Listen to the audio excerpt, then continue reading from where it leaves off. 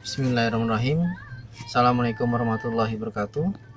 Bertemu kembali di kuliah online mata kuliah fikih siasah, pertemuan yang ke-13 yang berjudul Negara Muslim dan Hak-Hak Asasi Manusia. Bagian kedua.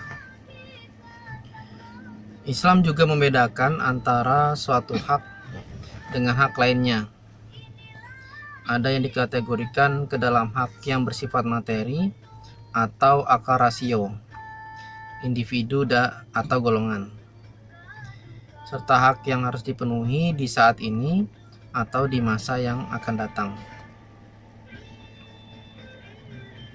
Setiap orang diberi wewenang sebagai penjaga, penuntut, ataupun pembela bagi hak-haknya masing-masing, serta diperkenankan untuk bekerja sama dengan pihak lain agar hak-haknya terpenuhi.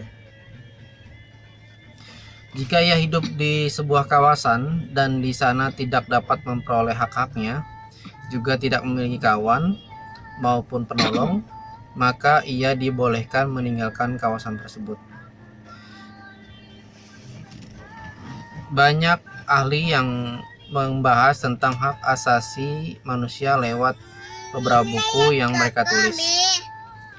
Ada yang kemudian diajukan untuk memenuhi tugas penulisan tesis sebagai syarat perolehan gelar master ataupun disertasi, yang menjadi syarat untuk memperoleh gelar doktor atau doktoral. Begitu banyak sekali artikel dan makalah mengkaji tentang hak asasi manusia. Tetapi para ahli merasa cukup menyebutkan secara ringkas dari tulisan yang terdapat dalam buku dengan judul Ats-Tsaqafah Al-Arabiyah wal Islamiyah Baina Al-Asolah wal Mu'asarah. Peradaban Arab Islam antara autentisitas dan kontemporaritas. Kesimpulan ini diambil para ahli dari buku karya Profesor Dr. Muhammad Fatih Utsman dengan judul Hukuk Al-Insan Baina Asy-Syariah Al-Islamiyah wa Al-Fikri Al-Qanun Al-Ghorbi. Hak-hak asasi manusia antara syariat Islam dan pemikiran hukum barat. Kesimpulan ini bersifat ilmiah dan dilengkapi dengan berbagai argumentasi syariat maupun sejarah yang diambil dari sumber yang orisinil. Di antara isi kesimpulan tersebut dijelaskan bahwa hak-hak asasi manusia menurut konsep Islam mencakup seluruh sisi yang ada dalam hukum positif, baik konsep lama maupun konsep baru. Bahkan konsep Islam lebih unggul sebagaimana dalam hal-hal berikut. Yang pertama, hak asasi manusia menurut konsep Islam mencakup hukum yang berkenaan dengan hak-hak pribadi yang bersifat privat, pemikiran, politik, undang-undang, sosial, dan ekonomi.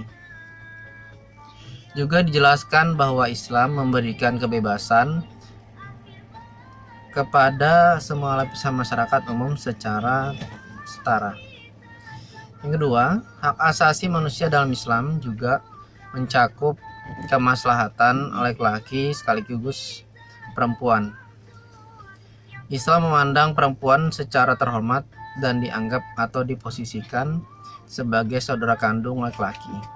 Sebagaimana bunyi sebuah hadis, hak asasi manusia dalam Islam juga memperhatikan kemaslahatan anak-anak yang merupakan generasi yang masih lemah dan masih membutuhkan perhatian dan pendidikan yang baik secara syariat dari lembaga-lembaga yang ada dalam masyarakat seperti keluarga, organisasi, maupun negara. Yang ketiga, hak-hak asasi manusia dalam Islam juga mencakup kepentingan orang muslim maupun non-muslim, baik warga negara maupun warga negara asing. Karena konsep kebaikan menurut Islam mencakup seluruh manusia dan seluruh dunia pada umumnya. Allah SWT berfirman, Allah tidak melarang kamu untuk berbuat baik dan berlaku adil terhadap orang-orang yang tiada memerangimu, karena agama dan tidak pula mengusir kamu dari negerimu. Sungguhnya Allah menyukai orang-orang yang berlaku adil. Quran Surah Al-Mumtahanah ayat 8. Kita cukupkan untuk pertemuan kali ini. Semoga bermanfaat. Terima kasih telah menonton. Kita bertemu kembali di bagian yang ketiga. Terima kasih. Assalamualaikum warahmatullahi wabarakatuh.